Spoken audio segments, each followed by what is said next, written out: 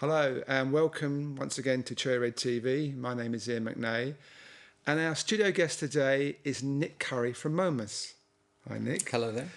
And Nick and Cherry Red have been involved for many years together now, and Nick really has got a fascinating story to tell, and I guess we're going to start at the beginning, Nick, of when did you first get involved in music?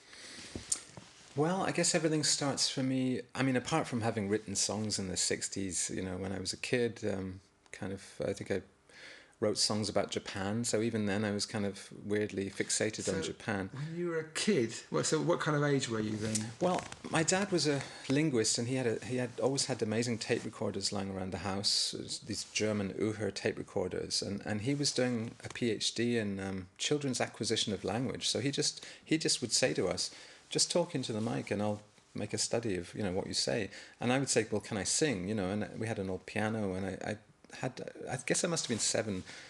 I wrote this song called I Can See Japan, and I think there were 3 songs. It was like an EP. My first EP was my dad recording it for his linguistics research. 7 years old? 7 years old. And in fact, it's on the Little Red Songbook. It's a secret track at the end of A White Oriental Flower. Right.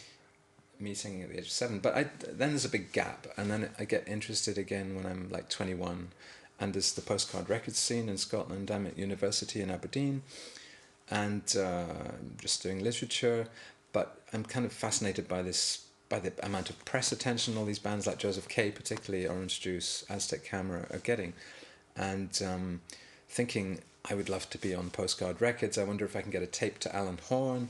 So at what turns out to be Joseph K's last gig in Edinburgh, I hand a tape to Malcolm Ross, the guitarist, right, of just me, really scratchy, homemade, banging on the box kind of demos.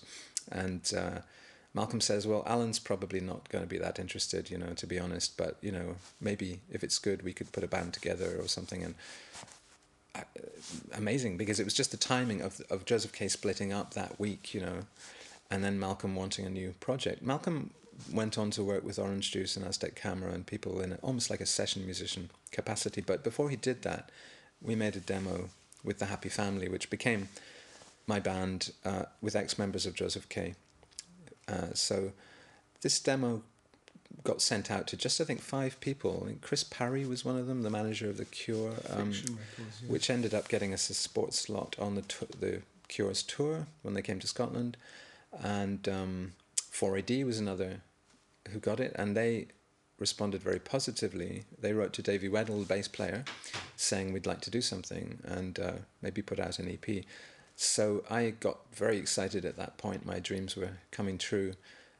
So I dropped out of university, basically, came back from Aberdeen to Edinburgh and just worked on songs with the Happy Family. And we came down to London. I remember going to Rough Trade and meeting John Peel and all the rest of it, all in the space of a week or so. We stayed with Ivo Watts-Russell in Acton. The 4AD the boss of 4AD. Yeah. We stayed with him in his house in Acton. When the birthday party would stay in his spare bedroom, and anybody, the Cocteau Twins, he played as the Cocteau Twins. He'd just got the first album and he was so excited about it.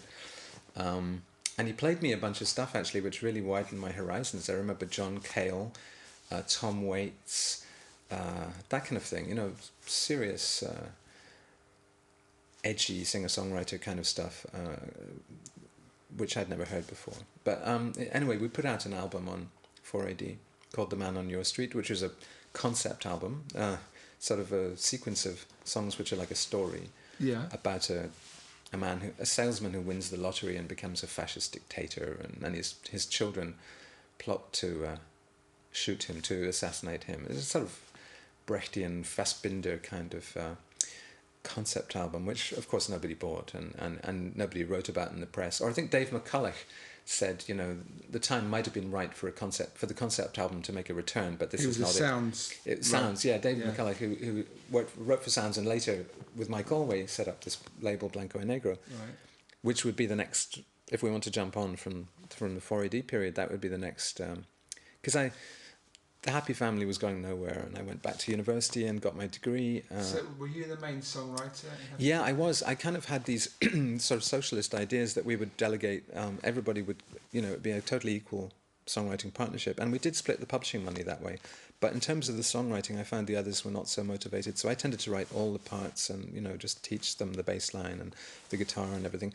And the more we rehearsed, the worse it sounded to me, and the louder it sounded, and I felt like it just didn't have the right balance of control and effect, you know, result. So I preferred to work in the end with drum machines and electronics and to do everything myself and not feel guilty about it. Because I think when you it's a real bind there, because you kind of want a band to be totally a creative partnership, but it can't be.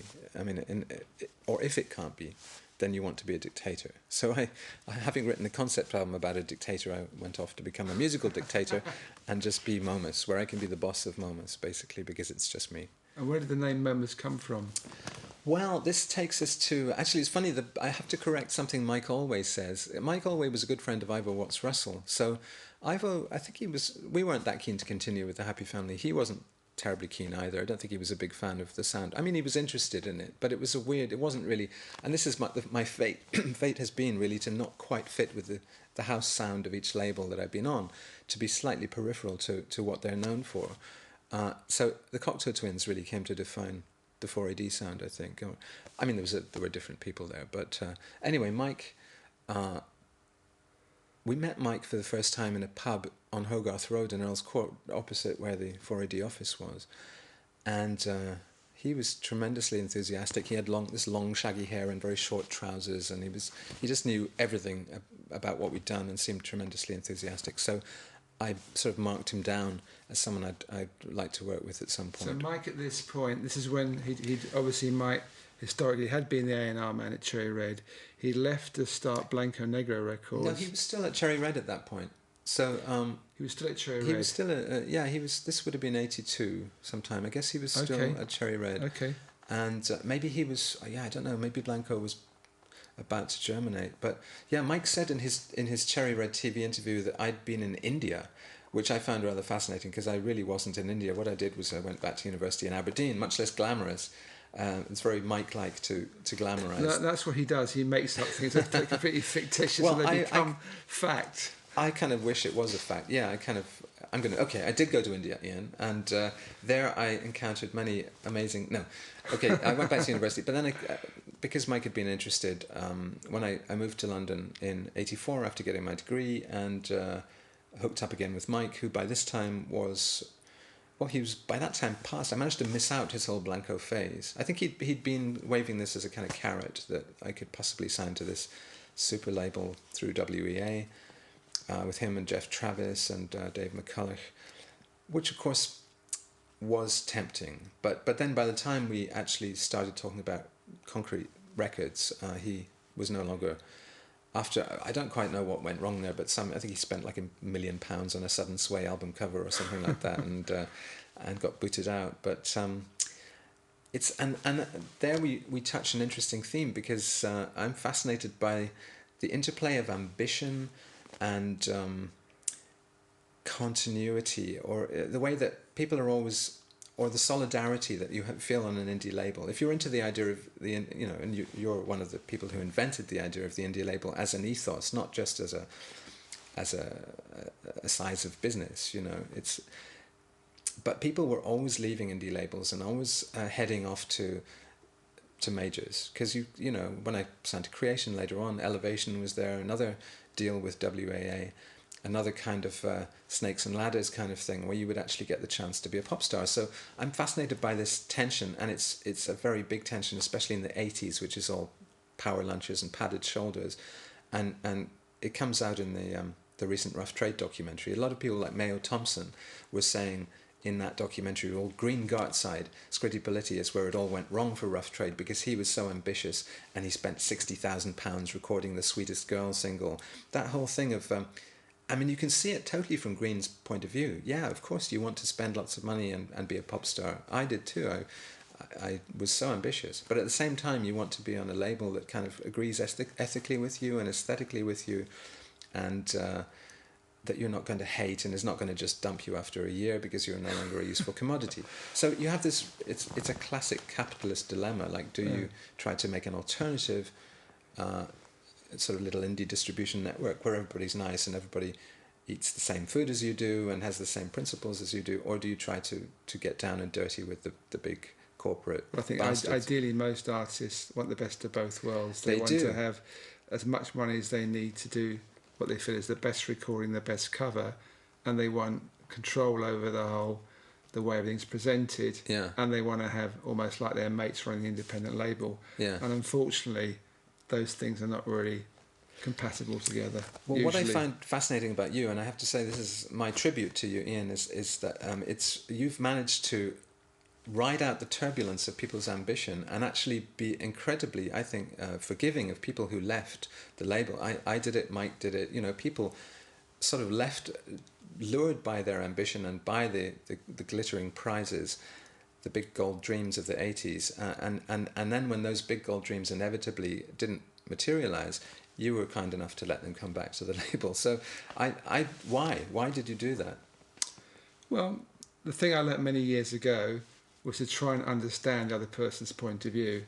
And I think over the years I learnt to understand how an artist, how a musician thinks, and I understand their point of view. Right. I can't always give them what they want. And if someone, often when someone goes away and they come back, they're not exactly the same person when they come back. They are, in one way, in another way, they've come back with a whole wad of new experiences, and they understand that things actually weren't as bad as they thought where they were, and they tried the thing of the chasing the golden goose, and the golden goose either got away or didn't exist. That's interesting because, that people say the majors often use indie labels as a kind of nursery for talent and then just snatch it up. But actually you're saying that you're using the major labels as a kind of nursery for experience or for character building, and then you benefit from it. So you reap what the major labels have sown. That's kind of like an interesting... Well, that's for the ones that come back. The ones that come back, yeah. Yeah. I mean, there's lots of people, Everything But the Girl and people like that, who went on to... Anyway, let's stick with your career for the moment. Sure. So it's sequential. We can talk about general philosophies at the end, which I'm very happy to do. So you then had your first album as Momus, which was released on the L label. L was a funny little operation when I signed to it, because it was Michel Duval in Belgium was kind of helping out, and there was a company, a clothes fashion company called Himalaya, who was providing the money for the first Momus EP, The Beast with Three Backs. That was the only non-Cherry Red Momus L release. Well, what L was originally, as I understood it, that was a kind of side project of Michael Allway when Blanco Negro, which, as we mentioned earlier, was Jeff Travis and him primarily. They got the backing from Warner Brothers. It was coming to the tail end of the relationship between Jeff and Mike. Everything But the Girl had broken quite big. I don't know if Jesus and Mary Chain had signed at that point or not. I can't remember. But I think they possibly had. And Michael just saw this opportunity to recreate a new label under the Warner's backing to start with an independent feel, with maybe some Warner's help financially. That was the beginning of L. But when he finally got to the end of the road with Jeff and he left, he brought the L name with him back to me at Cherry Red, and then we sat down and we did a proper launch of L. And my first album was the first release, the fruit of that collaboration. Exactly. It's the first album of the Cherry Red version of L, And what was so great just generally about L was that Mike and I, aesthetically, we kind of did see very much eye to eye, and he was... I mean, but in a way, we were both kind of off in our own bonkers world, Mike's world... Mike created L like a film director would create a film, especially Powell Pressburger and the Ealing comedies and all that stuff, huge influences on him. And so you'd meet Mike in L'Etoile Cafe on, was it Westbourne Grove?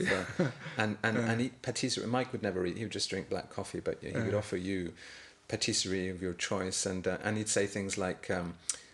music is over, Nick. We all have to be bakers now, or newspaper delivery boys.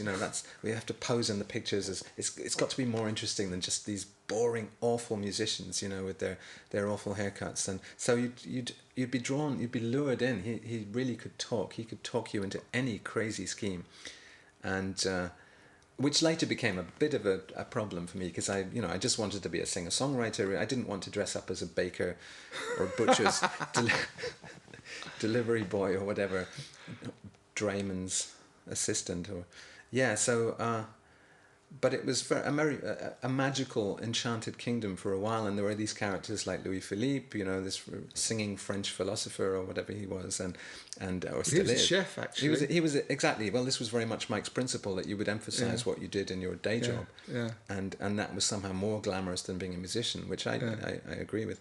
And the King of Luxembourg, Simon Turner, who was a child film star and sort of avant-garde music composer and all the rest of it. Well, that time, Simon at that point had been launched by Jonathan King as Britain's answer to David Cassidy. That's right, protege of Jonathan King.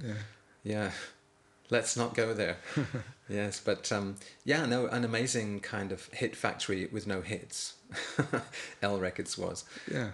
But operating very much on that 60s principle of the kind of crazy Svengali who would... Yeah, because Mike would come up with the idea of the song titles and give the artist their name and their image and say, well, you go and write a song about so-and-so and you're called so-and-so and this is your image. Yeah. And people like some people loved it. To get back to your question, the name Momus, actually, Mike did choose it. I think I had my notebook. I always kept notes of things that interested me, and I'm a big fan of the Aesop's fables and things like that, you know, classical fables, and so Momus is mentioned in Aesop's fables, and I've just written this down. He's also mentioned in Kafka's The Castle as a minor bureaucratic character called Momus, Herr Momus, and I just scribbled it down, and then Mike said, well, we'll go with that.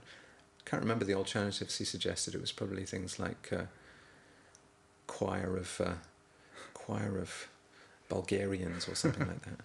So you did the one album for L Records, and then you moved on to Creation.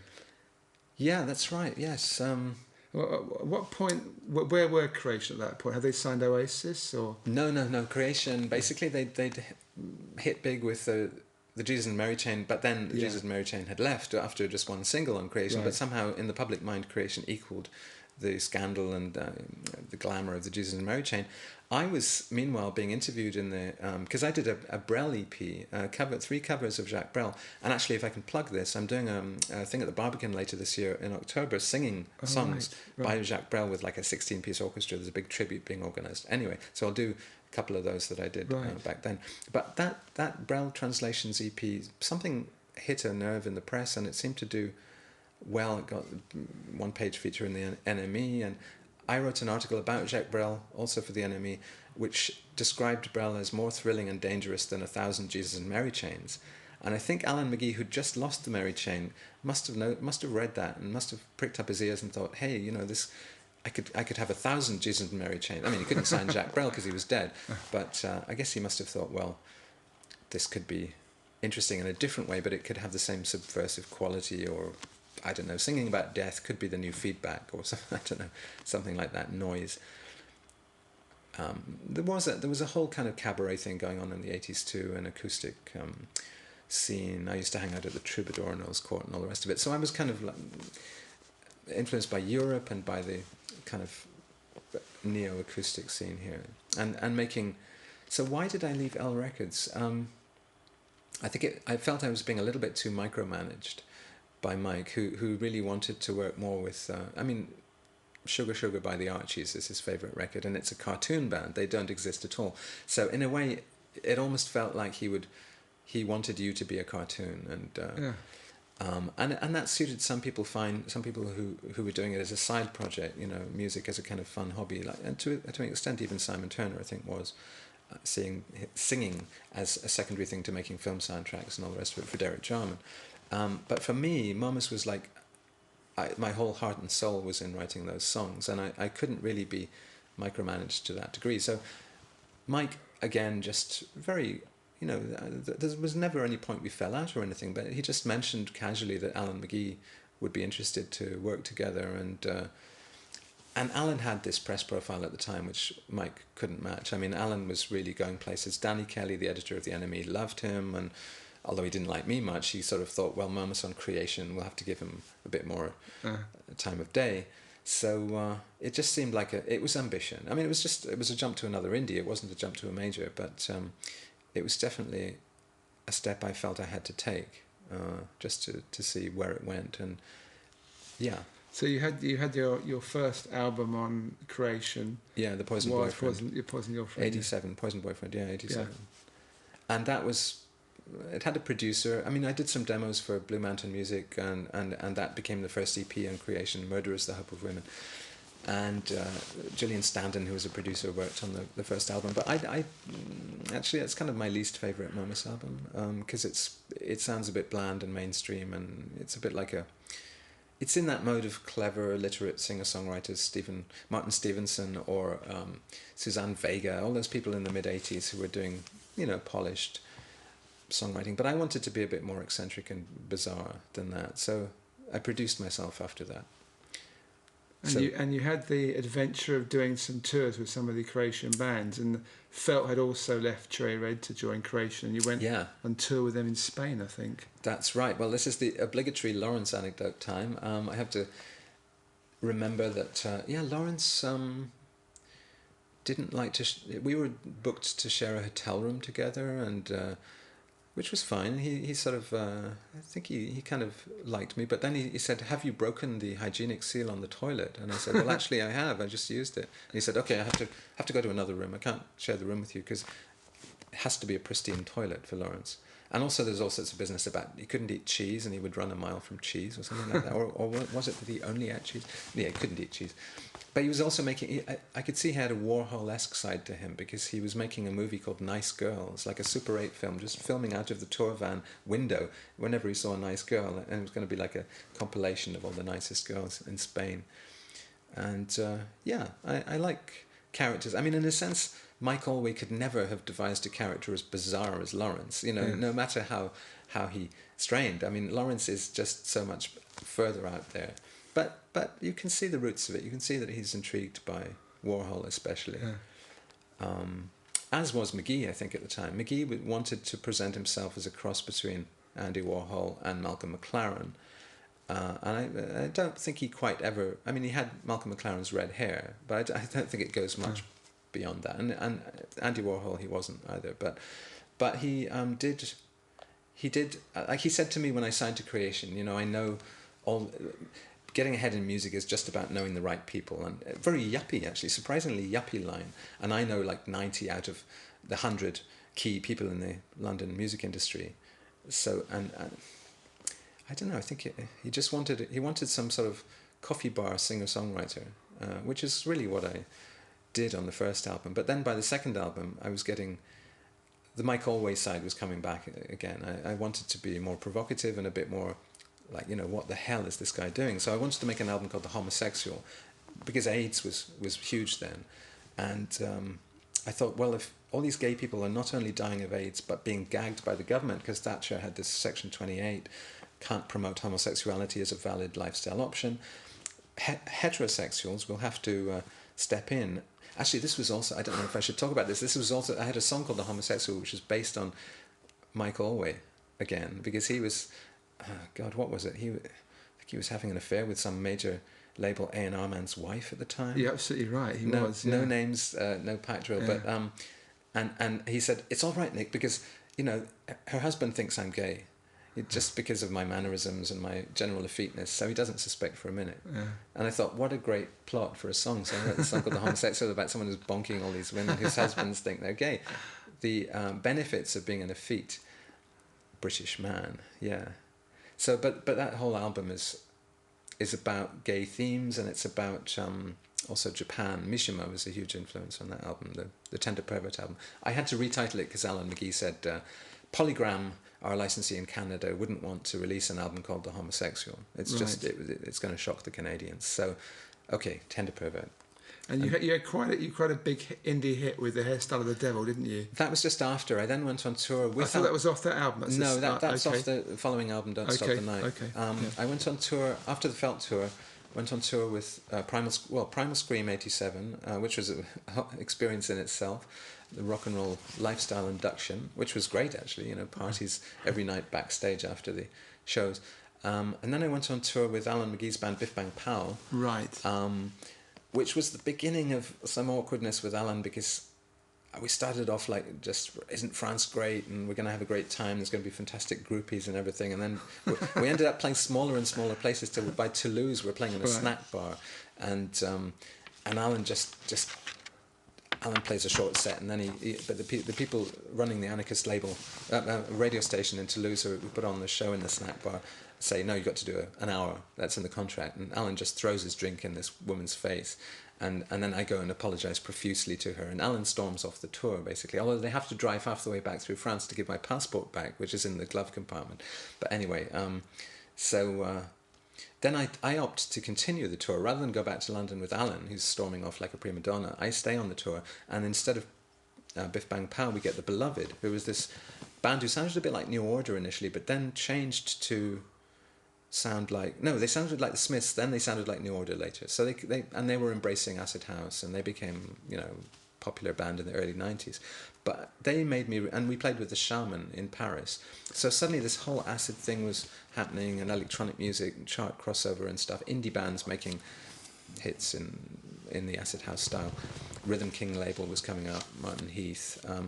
And actually the Hairstyle of the Devil is about Martin Heath, because I was...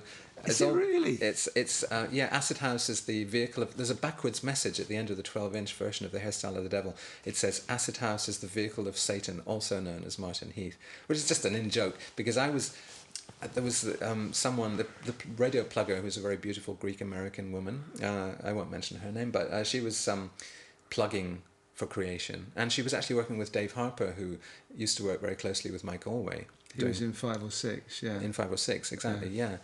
So I had a brief affair. I think Alan McGee set me up with her, because he was always fascinated by the sexual side of things and sort of putting people together to get reports from the women of what you were like and all the rest of it. But anyway, it was great. She was very beautiful, svelte, kind of... And she gave you a good report, did she? I think she gave me... Well, Alan's particularly obsessed by my dimensions, but perhaps we shouldn't go into that.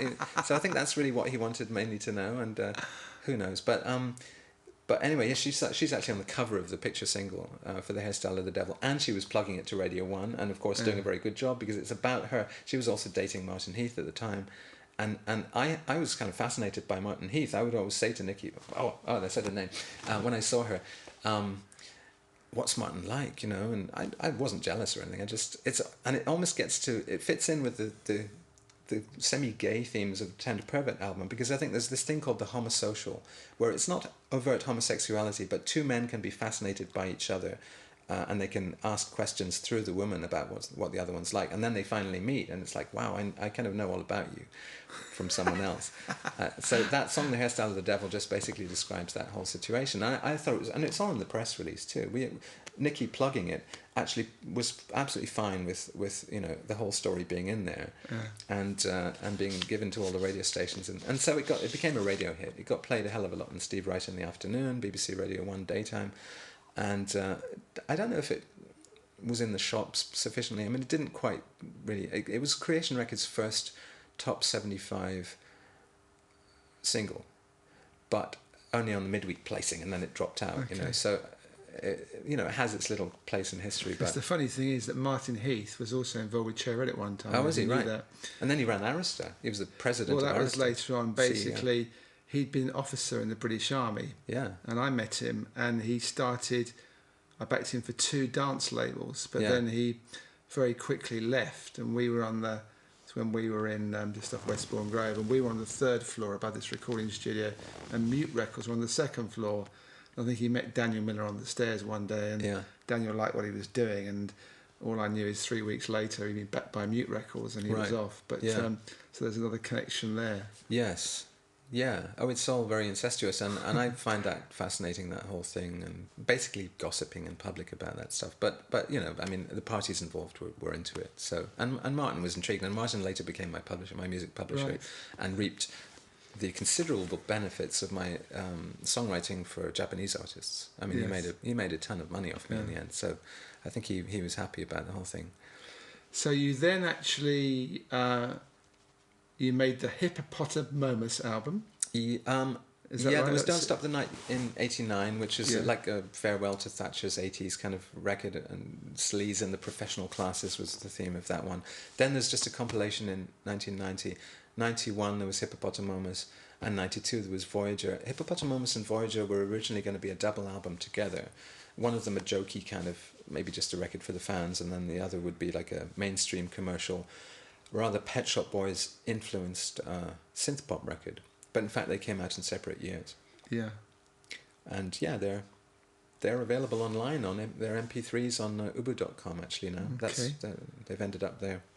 And how was your relationship with Alan towards the end of your time at Creation? Well, I never fell out with Alan. I mean, very recently, just this year, we had a bit of a spat on his Twitter feed. I think he stopped twittering, actually, because he was chasing all these ghosts. Like he was just insulting Will Self and Brian Eno and all these people on his Twitter feed. He's always controversial, Alan, and he was calling me a middle class something or other, which I thought was a bit ironic because he's in the Sunday Times rich list, calling people middle class.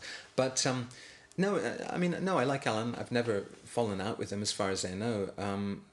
He drifted off into a rather strange cloud cuckoo land of drugs in the early 90s. And also the whole thing was, the label almost collapsed round about when Rough Trade collapsed. And, the My Bloody Valentine spent all their money and everything. And so it was pretty touch and go. And Alan was also mentally touch and go. And Dick Green was running the whole operation. And they signed with Sony just at the right moment to save them from going under. And I was a priority act on Creation for 6 months in 1987. And after that, the House of Love was the next big thing they concentrated on. And then, obviously, Oasis, round about when I left. I think Oasis must have been signed almost the month I was dropped. Okay. I wasn't dropped for commercial reasons because I have to say my Creation albums all recouped immediately. They were recorded very cheaply.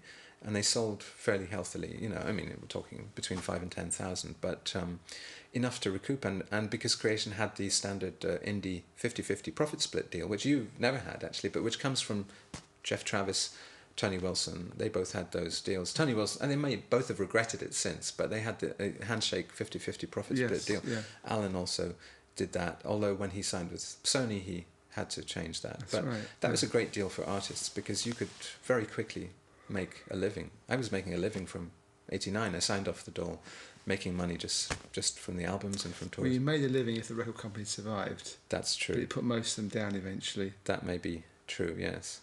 Then you haven't got a living. Yes. That's well then you just have to hop off to another label or be kindly received back to your original label, which is what happened with me and Cherry Red, because when I left Creation... Yeah, the reason I left Creation in the end after the Time Lord album was to do with my personal life and with my future wife, Shazna Nessa, Bangladeshi Londoner who I met and fell in love with. And she was a fan of yours, wasn't she? She was a fan. She wrote me a letter and we were friends, and then it developed into more than that. And then, but her family were trying to arrange a marriage for her and were not at all happy with the idea of her seeing me, so she was spirited off to Bangladesh, kept there for 6 months. She fell very seriously ill in Bangladesh, and but she was being shown husbands there. And I couldn't really let go of the idea of Shazna. I wasn't just going... Although it looked like a desperate situation, I resolved to kind of get her back, or give her the choice, at least, to come back and to be with me, rather than these people she didn't want to be with. I mean, arranged marriage, I have nothing against arranged marriage. I think it often works very well, because people have low expectations and they work at it and it works. But if you're not into the idea, then I don't think it has to be forced on you. So I worked with the British High Commission and because we'd spoken to all the authorities about, we knew this might happen, and we'd spoken to social workers, we'd spoken to the British High Commission in Bangladesh, and I'd engaged a feminist lawyer, human rights lawyer in Bangladesh, to help locate Shazna, first of all, get her to know that there was a plane ticket waiting for her to escape Bangladesh. Singapore Airlines, it was waiting at the British High Commission should she be able to make contact with them. By chance, she was brought into the British High Commission to renew her passport. And at that moment, people in there said, they spirited her out of the room where her parents were and said, if you want to go back to Britain, this friend of yours, Nicholas Currie, has bought you a ticket and it's waiting for you here, and you can fly tomorrow, via Singapore back to Britain. So that's what she opted to do. She ran away, and she had this amazing dramatic escape with a rickshaw, where she she said, okay, the moment is now, knowing she might never see her family again. Yeah. Never look back, just do it. She's a brave girl, and she's done very well. She's now got a very high-powered job in New York, and her family have come round to accepting that she has her own life and she can look after herself. So yeah, Shazna ran away, but the family and her fiance, her brothers and her fiance wanted to know where she was, obviously, and went into Creation and asked in fairly strong terms, where is she and where is this guy who's run off with her? Give us his address or else. And so Creation, I mean, McGee's last call to me when I saying why why we weren't going to work together again was basically, you know, we work with some pretty heavy guys, people who sell drugs and everything, people who bodyguards who protect Primal Scream or whatever. But this scared us, you know. And I was saying, no, they're lovely people. Their bark is worse than their bite. They're not going to do anything. They shout a bit, but they're actually really nice people. I don't think Alan bought that. And so basically it was goodbye Momus, goodbye Creation. That's a good excuse for a record company to actually drop an artist, isn't it? It is, but it wasn't for financial reasons. Yeah. I was one of the few Creation artists who consistently made a profit because everybody else was so bloody ambitious that they spent fortunes. My Bloody Valentine, the worst offenders. I mean, they made a great album, which I think was the best album Creation released, a Loveless album, but I just think it's tremendously irresponsible to spend £250,000 on an album and use 16 studios or whatever it is. You can make a great album for £2,000 or less. So anyway, I'm a lo-fi kind of artist anyway, so I can do that, and it makes profit. So I could have continued forever. I'd like to think, I mean, as long as Creation continued, but I did deal more and more with Dick Green because I found Alan a bit volatile. It's all labels are often, there's a flamboyant personality, and then there are some money guys, you know, in the back room, and I kind of prefer dealing with the money guys in the back room because you know where you are with them, and they're not off their heads, you know, and they're not prima donnas. So yeah, it was sad, but there's so much was happening in my personal life when I left Creation that, you know, it was the least of my concerns to be dropped from Creation. Yeah. I mean, I moved to Paris, I started a new life with my new wife, and had a couple of great years, and then we had a lot of fights and things, and so we didn't stay married very long, but we've worked together after we divorced, and we're still great friends. I saw her several times in New York this month. I've been in New York and dining with her, and she's... So professionally, then you came back to the Cherry Red family, via Mike again on another venture called Richmond Records. Well, that was an anomaly. In '92, when I released the Voyager album, I also released this totally different album on a different label through Mike called The Ultraconformist, which contractually I think I wasn't really meant to do. So we had to pretend it was a live album because that wasn't covered by the exclusivity contract, and it was purportedly recorded in 1910 at the Cave of the Golden Calf Cabaret in Hedden Street, which was run by Frida Strindberg, the widow of August Strindberg. And so it was like let's do some time travelling and let's make a cabaret record, which is so different from the electronic pop music I was doing on the other album that year. But I had fun because there was that side of me, you know, and now I think I've actually managed to, this decade, I've only just managed to meld those two sides, the cabaret side and the electronic pop side. But I officially returned to Cherry Red with the Philosophy of Momus in '95, right? Which was, I think of as my Beck album, because I discovered Beck, and he re-excited me about pop music and what it could do, and trip hop. I mean, Tricky to some extent also really made me think that you can do amazing stuff with sampling, and that was the cutting edge of music at that point. So your music was changing, wasn't it? Yeah, I mean, David Bowie was my great template when I was growing up, and he changed every album or every couple of albums, changed style, and unashamedly pastiched other people's styles and worked with different musicians each time. So plastic soul, why not have plastic folk music or plastic cabaret music? I mean, I like the idea of inauthenticity. That's a key thing. And it's like a Mike Allway theme as well. The delicious fakeness is always better than humdrum reality. Actually, Malcolm McLaren, I think, also influenced Mike very much in that, because McLaren had formed the Pistols in the way that Mike would form L bands. But I was working directly with Cherry Red, though, from 95 onwards, not with Mike, not through Mike. I was just signed directly. And you then, I don't remember when this happened, but you let me set up my own little identity within Cherry Red, which is called Analog Baroque. Yeah, that was a bit later. We should talk about your Japanese collection more, because you produced the Poison Girlfriend. Yeah, I went to the big thing. My big regret about leaving L Records in '87 was that I missed the '87 Japan tour, which was an amazing thing where I believe... The legendary The legendary, tour of Derek Japan. Jarman went there and was filming, and Simon Turner was there also. Simon Turner, was it the Louis Philippe and Mike Allway. I think it was just those. Was it? I know it was filmed, and Simon Turner claims to have the cans of film Somewhere in his house. but he always says he can't quite find them. And this is Derek Jarman, undiscovered, unseen film. I mean, that has to be, the BFI has to be interested in that, and it must come out at some point. But yeah, I missed that, and Japan being such a major focus for me, I really would have loved to go on that tour. But I went on my first Japan tour in '92, and here we have to talk about Keigo Oyamada, who really was a huge L Records fan, became a big pop star in Japan through a band called Flipper's Guitar, and then went solo, calling himself Cornelius. And he was like a one-man enthusiast, evangelist, really, for L Records. And he had his own radio show, and he was always in the press in Japan. So he managed to really drum up a lot of interest. And his girlfriend, Kahimi Currie, released her first single, which was called Mike Allway's Diary. So it was a song about Mike Allway. I mean, just incredible. When I heard that, I thought, what is going on? And also, on my first Japan tour in '92, I walked into Wave Records in Shibuya, which was right next to my hotel, this big, fantastic record store. And the first thing I see in there is a big display for an artist called The Poison Girlfriend, an album called Melting Moment. And I thought, that rings a bell, The Poison Girlfriend. I had an album called The Poison Boyfriend. Can that be coincidence? And like everything in Japan at that point seemed like a weirdly mutated version of something in the West. But to find yourself weirdly mutated there, that was just like through the looking glass.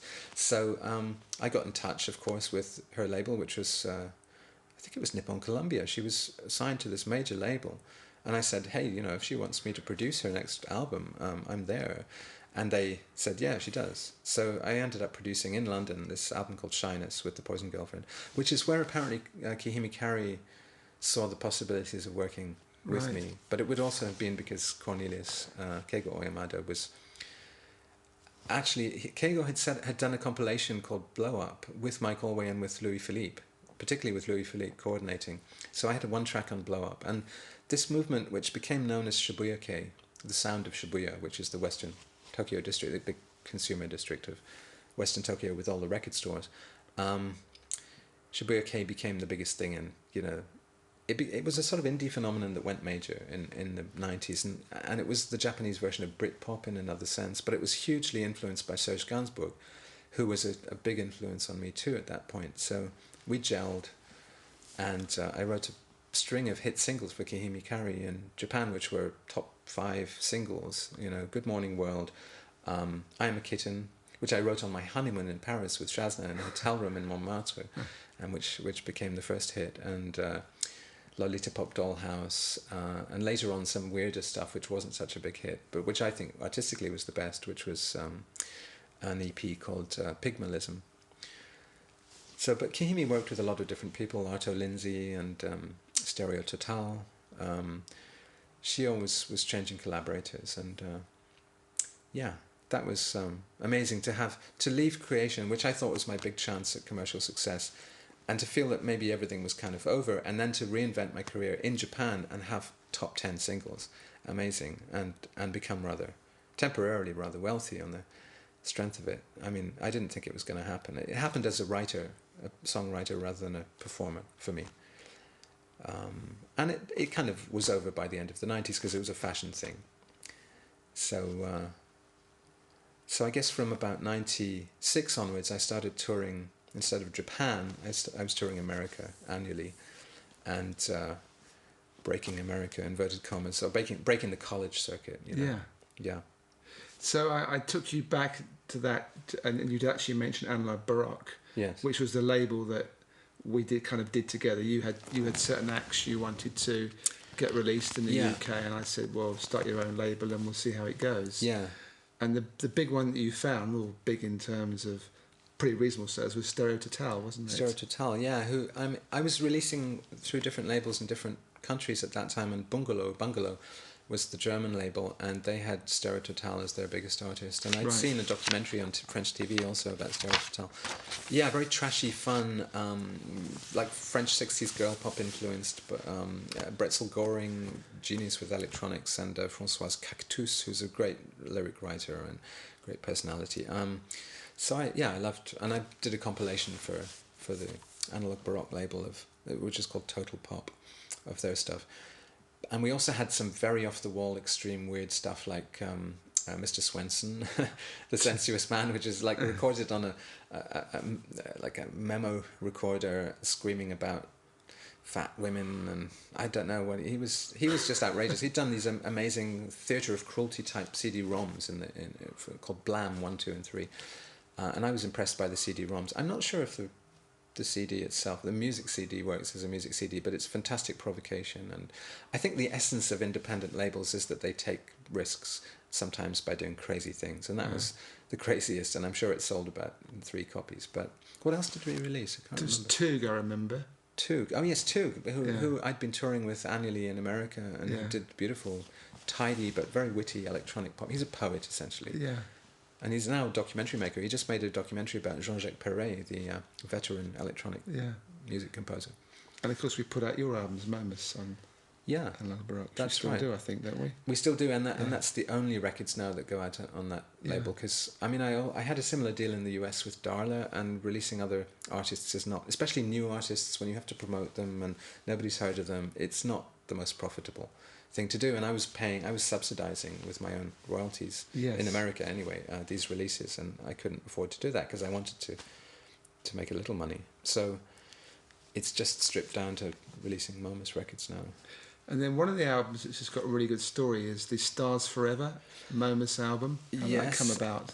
Well, I was sort of styling myself as almost like Quentin Crisp, who of course has a long history on Cherry Red, the British eccentric on the stages of America. And I made this album in 1998 called The Little Red Songbook, which was meant to be a witty 18th century dandy, slightly bitchy, through-composed album, and it had a track on it which was a tribute to the composer of the Switched on Bach, Clockwork Orange soundtrack, Tron soundtrack, whose name I won't even mention actually. I mean, whose original name I won't mention here because I got sued, or a threat of a legal suit actually. It never came to court. It was chucked out of court and we settled out of court. But Wendy Carlos, as she's now known, and I have such respect for her as a composer, a fantastic Moog synthesizer pioneer, beautiful Baroque, and the name Analog Baroque of my label, owes something to the idea of playing Baroque music on analog synthesizers, obviously. So I mistakenly thought that she would be delighted that I'd written a song using her former name when she was born a man, and she doesn't really want that referred to very much. So I sent her a copy of the album, and she really was not impressed at all. So we had to delete the track from the album, and we reached this court settlement, which I'm not at liberty to talk about. And but the result was that we had a hefty lawyer's bill, $30,000, just for these fancy Fifth Avenue lawyers who'd because I was in the US going through BMG essentially, and then there was an indie label using BMG distribution, which was Matt Jacobson's label, Le Grand Magistry, which was essentially a tribute to L Records. Matt Jacobson his life had been changed by L Records, and he'd set up something graphically and in sensibility very similar to L. So I was signed in America to Le Grand Magistry. So I had a contract. Basically, Le Grand Magistry had a contract with BMG, saying that they would absolve BMG from any legal problems, and then Matt had a contract with me saying that Matt would be absolved of any legal problems. I didn't have anybody I had a contract with to pass the buck to, so I was personally liable for $30,000 of legal fees. And if it had gone to court, anyway, let's not go into that. But so I had to find a way to raise the money, and to do that I came up with this scheme. I had a website which was getting a lot of traffic because there was a lot of content on it, and it was interesting, and it was one of the few music websites with regularly updated content in the mid-90s, from 95 onwards. So and it was also a time of irrational exuberance, I think, and everybody was making, in the States particularly, people were making lots of money under Clinton, and there was just a particular atmosphere. The time was right. So anyway, I came up with this scheme to make a portrait album where I would charge you $1,000 to make a song portrait of you. And I announced this on the Momus website. And to my amazement, this went up in February 1999. For $1,000 you can have a song written about you. within 3 weeks we'd sold 30 songs. 30,000. Extraordinary. It just went like that. Yeah. So, and I've never done it again, which is kind of silly, but I didn't want to be doing that as my party trick forever. But yeah, the time was right. You could shake the tree and the money would just fall down. So that's what we did, and I had a great time writing the album too. It was a double album, songs about people written very quickly, and just, I mean, there was a certain amount of negotiation. The deal was that you would send me an email describing yourself, the things you wanted in the song, send a picture of yourself, and basically I'd go off and within a couple of hours write the song. You know, it was like a bit like it was that spontaneous, really. So you could write the songs in 2 hours? Well, I mean, I had my home studio, and I'd get the email and I'd just get to work immediately. Yeah. And the way I work is very fast. I mean, I just,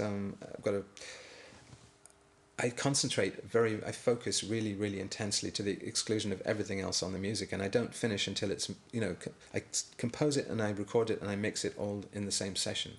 So it would be a 1 day process per song.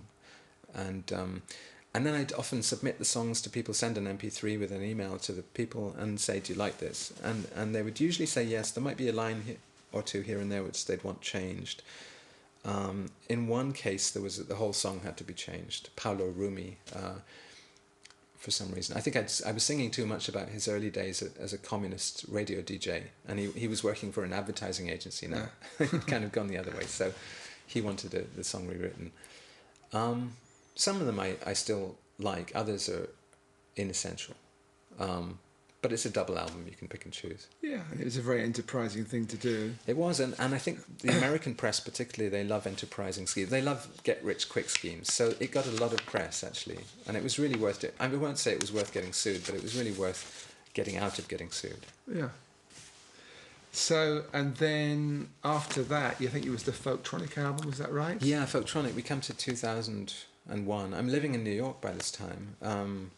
I did a film soundtrack which made enough money that I could move to New York, and I'd been touring annually the States anyway, and you'd get these visas in those days for a whole year if you just did a 2-week tour. So, and I increasingly was excited by New York when I was there. I just loved the energy, and so I decided to move there. I turned 40, and I thought also, you know, like a middle-aged thing, I don't want to just slowly fade away. I wanted, and my eye thing was happening. The treatment had failed. I was blind in this eye because of this amoebal infestation thing I got. I was treated extensively at Moorfields Hospital, but they couldn't save the eye. So I kind of resolved, well, I'm only going to see half as much of the world from now on, but I want to see twice as fast, and I want to go to twice as many places. What a great attitude. So yeah, I mean, it could break you having something like that happen to you, but like the lawsuit as well. I mean, I think, you know, you have to rise above these things. You saw the positive. You saw the glass was half full and not half empty. Exactly. You surf on it. You be like a surfer, or judo, a little bit like judo. Roll with it, and oh god, that's an Oasis title. Anyway, let's not use that. So I moved to New York, and I just lived in New York for 2 years and made this Folktronic album, which actually was sort of invented a genre title. But people were later described as folktronica, you know, people like Fortet and who were using electronic music but folk idioms. And I guess living in America really makes you aware of because everything's fake in America. Everybody has a double identity there. They all come from some place that does have folk roots, but by the time they get to America, the folk roots get increasingly bizarre. You get Little Italy, you get Chinatown, you know, Ukrainian sections of New York, and but it's all kind of plastic. So I thought, okay, plastic folk. So that album is basically plastic folk, and there was an art exhibition. So I kind of begin having a parallel career at this point in the art world, because the New York art world, I was increasingly, when I came back to London from Paris in the late 90s, I thought the new rock stars in London were the artists. You know, the young British artist scene was going on at that point, and the best parties were the art parties, not the rock parties. And so I got more interested in that, really just as a glamour thing. I mean, I'm kind of very interested in the perception of glamour, and particularly when it's somewhere else, you know. So anyway, I for some reason, because I made this album of portraits, and I was using essentially the economic model of the art world, which is that you find a patron. You just need to sell, instead of selling a £10 CD to as many people as you can and charging them all the same price, you charge one client a big hefty fee, and then you can also sell the CD afterwards. So it's a different pricing model, and it has something in common with the subscription publishing of the 18th century, where they would actually go around and get lists of names, publish a book, having raised money from a bunch of individual sponsors. Yeah. And, you know, pop music hasn't really looked into these alternative financing models. And I think they particularly work for artists who don't sell a lot of records. It is happening a bit now. It is, yes. Right. Yeah. Right. Who's doing it? The songwriter who wrote I Kissed a Girl, her album was financed by that. I remember seeing a presentation which talked about actually, it. Patrick Wolf also, there's a new website system where you can raise money through the website. I forget what it's called, but Patrick Wolf's new album is financed that way. It does look interesting, and it looks a little bit like some of the stuff I was... Yeah, and, you know, there are... That's right, there are other websites where basically there's... new bands that no one's ever heard of, and you can invest in the band. You can buy bonds, essentially. Yes, it is a kind of a bond thing. Yeah, I think people need to investigate those alternative...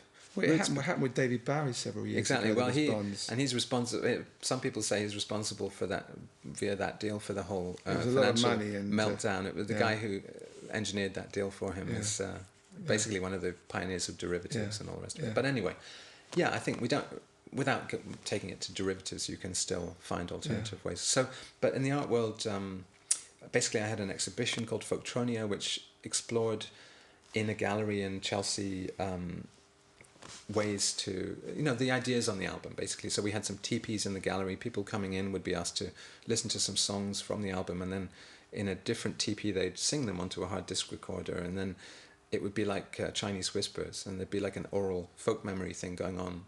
I'm fascinated also by how the internet revives folk forms, where you get people taking ideas which become memes and pass around and turn into something else. And in a way, copyright is dead now, and we have this kind of pre-copyright thing coming back via digital culture. You may not agree that copyright is dead. I'm not sure what you feel about that, but I actually embrace this new culture, which is a return to the folk anon trad kind of stuff, but it's an electronic version of it. So I was looking at that in the gallery show.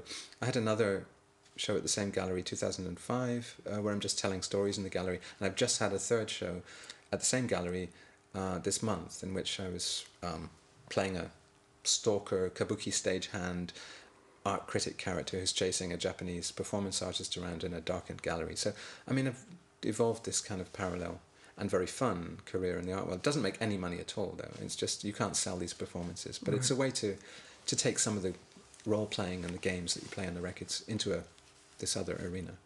Then I think you then produced the album that Shazna, your former wife, sang on, and she was called Milky. Her name was Milky. Yeah, Mike Olway got some money from Siesta Records in Spain to do this Milky album, and we were both living in New York by this point.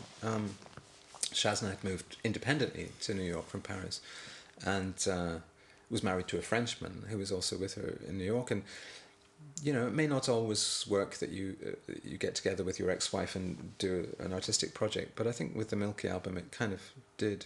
I mean, it's a very strange record. I think it's got lots of avant-garde. I mean, I think Scratch Petland and all these weird Belgian laptop bands were influencing me at the time, and I just made lots of electroacoustic experiments in the background of these songs. But they're also very simple pop songs, a little bit in the style of Elle Records. Because the weird thing is that after I left Elle, I was pastiching Elle for Kahimi Currie. I sat down and said, well, now what would Elle do? What would an Elle band like the Would Be Goods sound like? Because I knew that Kahimi loved that stuff. So I'd sit down and just make a pastiche of these bands that I'd actually left Elle Records to not turn into. It's kind of ironic. But on the Milky album, there's a couple of tracks that I really still like The Chess Players and Travels with a Donkey, the title track. Yeah. So we've got about 5 or 10 minutes left. Right. And so... Okay, in 10 minutes, my decade of this decade...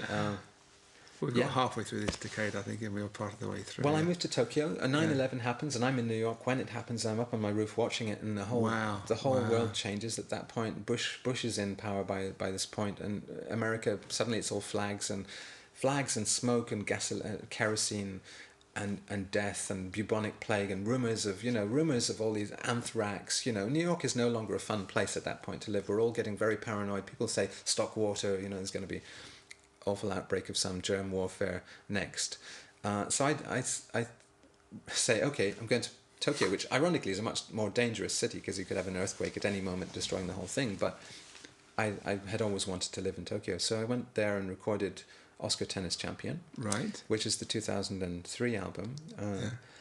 which takes some of the electroacoustic experiments of the Milky album a bit further. And I worked with someone I'd met on one of my American tours, John Talaga, who's recording under the name Fashion Flesh, who becomes the reproducer, which means he F's up the sound, basically. He's a kind of doing segues between the tracks and doing weird melted soundscapes. I mean, a genius, a total genius of sound sculpture. And so he also worked on the next album, which was Otto Spooky, 2004. Right. And we also did, I moved to Berlin after a couple of years in Tokyo. I couldn't get the visa thing working there. So I came back to Europe and made an album with Anne Laplantine, who's a French artist in Berlin. Amazing.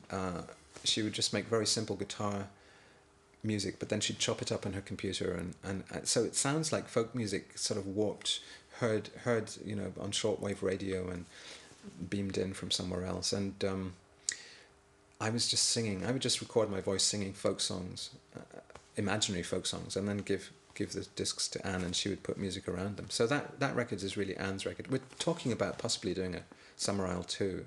I don't know if you'd be into it, but we'll see. I mean, we do want to do it because lots of people love that record, but it's not really a Momus record. I don't think of it. It's a collaboration with Anne. And so then we get to 2005, 2006. It's the Oki Milk album, and right. That's actually produced by Rusty Santos, who worked with the Animal Collective and Yamataka of the Boredoms and people like that, who's pretty young. I just played with him actually, a show in New York.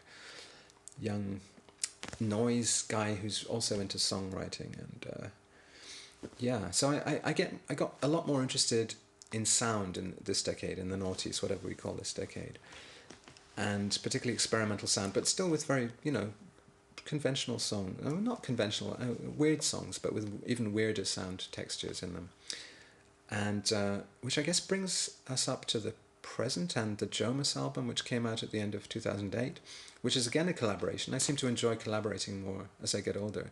Collaboration with a young Glaswegian called Joe Howe, who records under the name Germlin and the name Gay Against You. He's got a band with a guy called Lachlan. And Joe actually moved to Berlin, so he's now in Berlin with me. But we were collaborating mostly over the internet.